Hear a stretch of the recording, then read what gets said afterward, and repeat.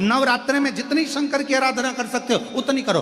शंकर की आराधना करने से नवरात्रि में शक्ति का बल बढ़ता।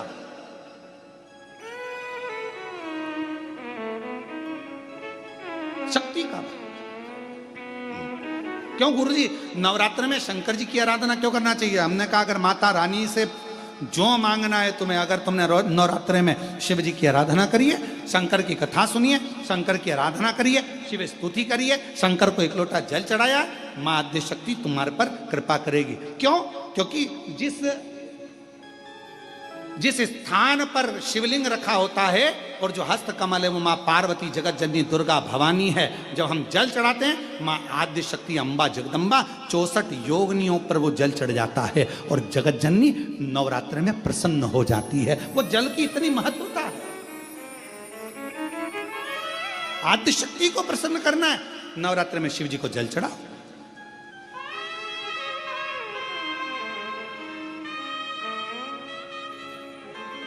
कोई बेटा बेटी है, कोई एग्जाम दे रहे हैं, कंपटीशन एग्जाम में बैठ रहे हैं, सर्विस के लिए जा रहे हैं, नौकरी के लिए जा रहे हैं, नौकरी नहीं लग रही है, हम कहेंगे लाल पुष्प की पत्तियों को प्रत्येक किसी भी नवरात्रि के अंतर्गत 9 दिन का तुम नियम बना लो। जैसे कई माताओं का नियम रहता है, मेरा व्रत है, मैं दूध पर एक गिलास दूध पर व्रत करूंगी, मैं नंगे पैर चलूंगी, मैं ये व्रत करूंगी, मैं वो व्रत करूंगी। मैं बेटा बेटियों से कहूंगा, नवयुवक बच्चों से कहूंगा, अगर आप कंपटीशन एग्जाम में बैठ रहे हो, अपनी पूरी मेहनत करो, पूरा परिश्रम करो, रात दिन एक करो और लगे रहो। और 9 दिन तक नवरात्रि में 9 लाल फूल की 9 पंखड़ियां या 9 कोई भी चावल लाल कलर में कर कुंकू में कर अगर माँ जगत जननी के मंदिर में नहीं जा सकते, माँ भीड़ रहे तो शिवलिंग कि जो जलाधारी है, जहां पानी गोल घूमता है, इस जलाधारी पर कहीं पर भी नवरात्रे में 9 दिन तक या तो लाल फूल की पंखड़ी 9 या 9 चावल के दाने लाल कलर कर कुंकू में, लाल चंदन में उस स्थान पर चढ़ाना प्रारंभ करो। 9 दिन के बाद तुम्हें 15 दिन और निकलेंगे, उसके बाद तुम्हें खुद लगेगा कि तुम्हारी जॉब, तुम्हारी नौकरी तुम्हारा बाबा ने लगाया है। शक्ति का बल। परिश्रम जरूर करना, मेहनत जरूर करना, रात दिन पढ़ाई एक साथ करना और अपने परिश्रम को नहीं छोड़ना। मेहनत जरूर करो पर साथ में ये प्रयोग भी करो नवरात्रि का। देखो शिव और शक्ति का बल तुम्हें प्रसन्नता देता है कि नहीं देता? शिव शक्ति का बल हमें प्रसन्नता देता है कि नहीं देता?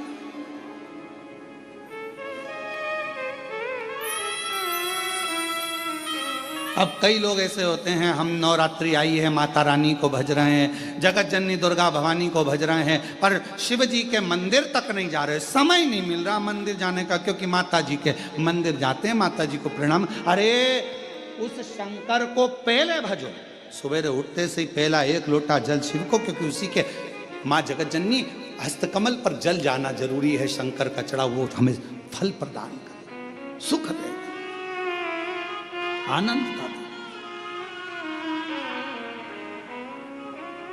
और महादेव नमन चरणों में स्वीकार कीजिए, सबका किया है मेरा भी उद्धार कीजिए, उद्धार कीजिए।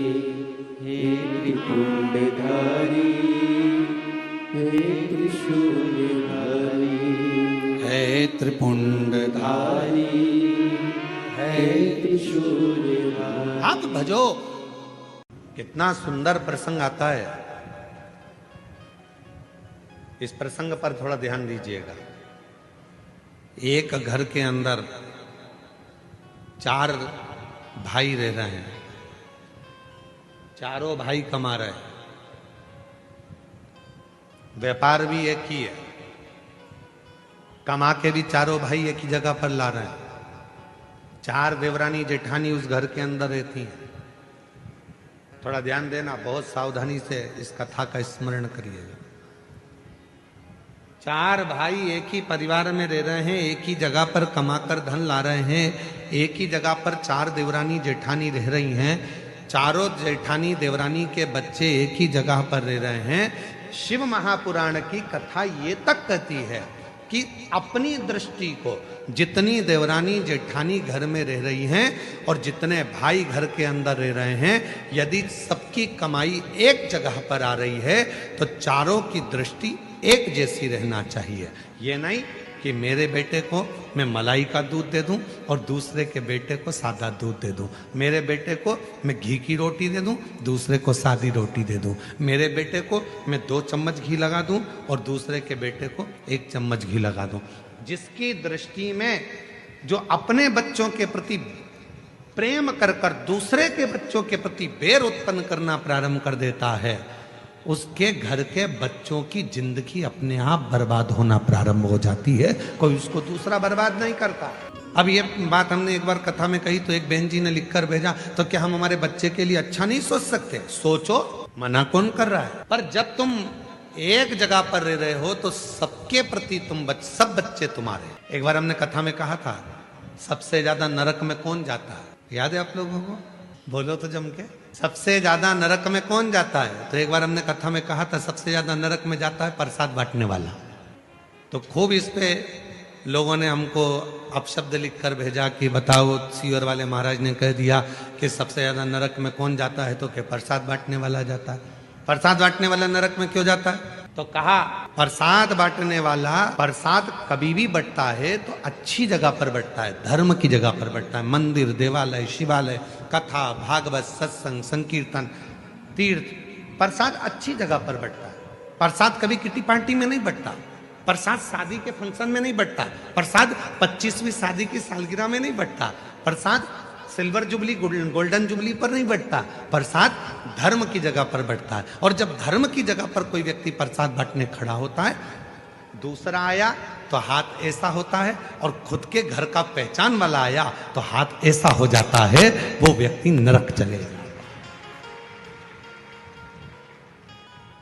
पत्नी आई, हाथ बड़ा, बेटा आया, हाथ बड़ा, कोई दूसरा आया, हाथ छोटा, सबको ऐसे ऐसे ऐसे ऐसे दे रहे। तो जैसी पत्नी आके खड़ी हुई तो मुट्ठा भर के दे दिया, बेटा आया तो मुट्ठा भर कर दे दिया, कोई आया परिचित भाई आया, काका आया, काकी आई तो उन्होंने पस भर कर दे दिया। पर उसने ये नहीं सोचा कि हम धर्म की जगह पर खड़े होकर प्रसाद में भेदभाव कर रहे हैं। जब हम प्रसाद में भेदभाव कर रहे हैं तो वो परमात्मा की दृष्टि में रहेगा और हमको नरक भोगना पड़ेगा।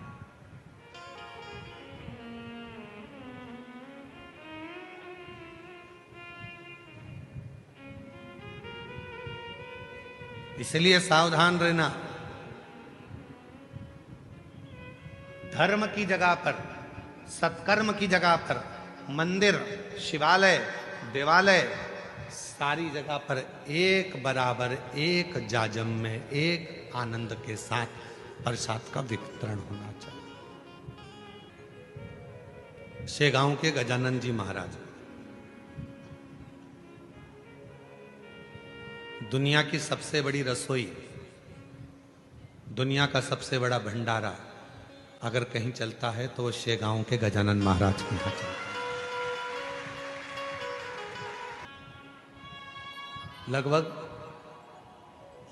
28 साल पहले की बात है।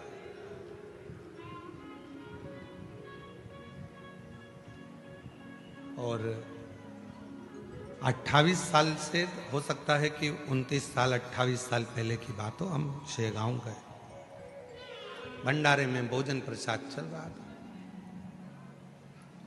एक पात्र में कोई मीठी वस्तु थी और वो थोड़ी सी थी, तो उन्होंने वो मीठी जो वस्तु थी वो वस्तु को एक और रख दिया और सारी वस्तुएं चल रही।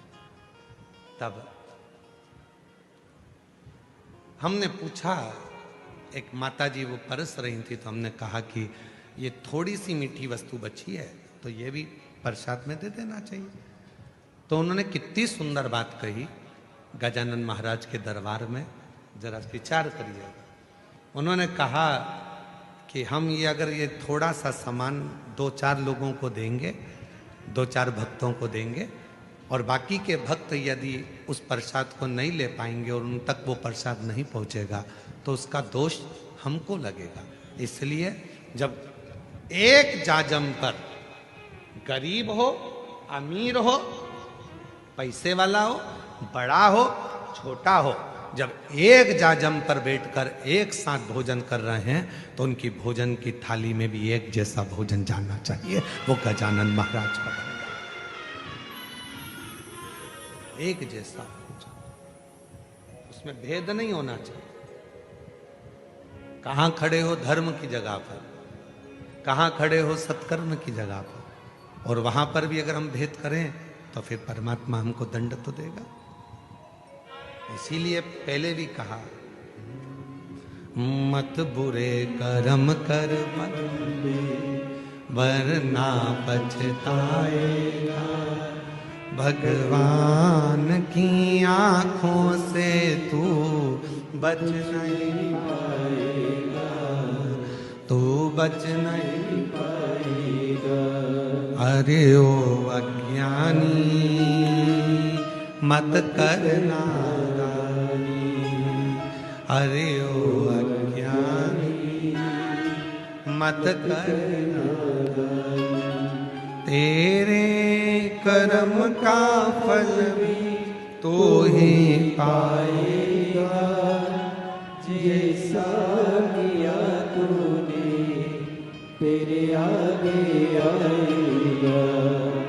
मत बुरे कर्म कर बंदे वरना पछताएगा, भगवान की आंखों से तू बच नहीं पाएगा, तू बच नहीं पाएगा। अरे ओ अज्ञानी मत करना। समभाव, समदृष्टि, समविचार, समसोच, समभाव रखिए।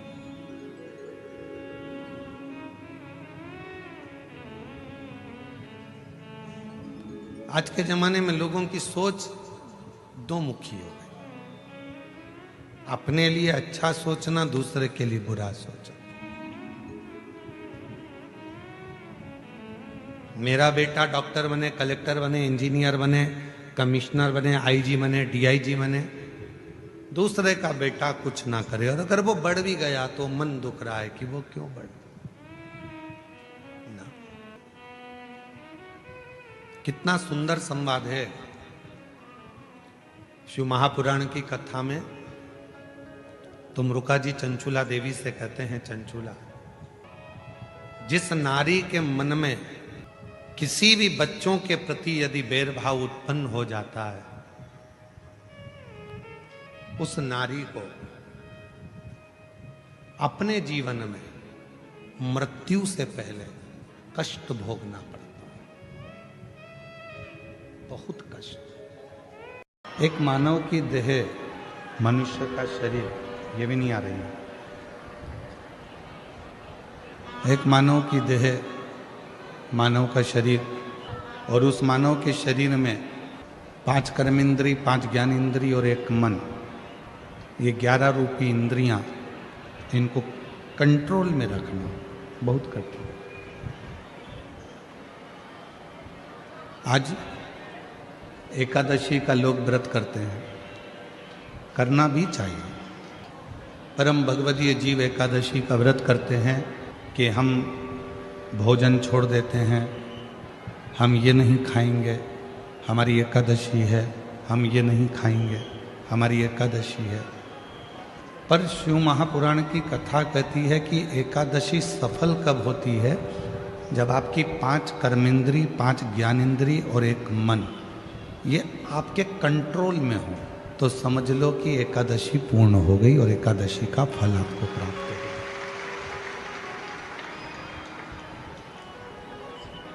अब हमारी इंद्रियां हमारे कंट्रोल में नहीं है, नेत्र गलत देख रहे हैं,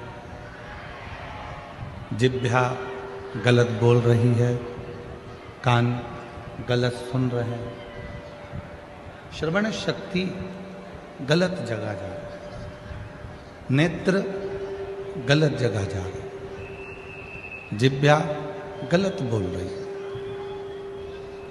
जब ये हमारी इंद्रियां हमारे कंट्रोल में नहीं होंगी, जब ये हमारी इंद्रियां हमारे संयम में नहीं होंगी, तो हम कितना भी व्रत कर लें, हम कितना भी उपवास कर लें, हम चाहे कितने भी भूखे रह लें, तो भी उस व्रत का फल नहीं मिलेगा।